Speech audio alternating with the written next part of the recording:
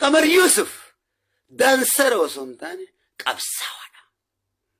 Kaleessa soora noggaaddu Haacaaluu noggaaddu jecha akka saree dutaa turre hangaarratti dutaa turre jirra. Du'aa keenya faarsinee jiraa keenya maqaa xureessuun nuti saayikolojiin keenya sirriidhaa fi beekumsa ittiin amantaa. Dubbadhu ka laala akkasiin jiru beekumsi. Maali du'aa faarsanii jiraa xiqqeessuun? Maali du'aa faarsanii fayyaa ofii xiqqeessuun? Hay nuti ummata gaafa du'e wal jaalannu ka gaafa jiru wal jibbu jechuudha deebiinsaa gabaabaadha. Arraan tana alaabaa Oromoo san Qamar dhiisi. Biitii out of government waan taateef biitii waan hin qindaa'iniif.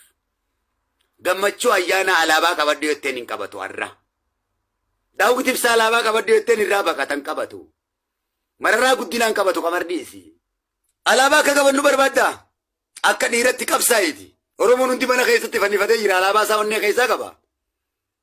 Yoo akka dirree irratti qabannu barbaadde akka dhiiratti qabsaa'iti deem biyya teetti irra gadi dhaabi.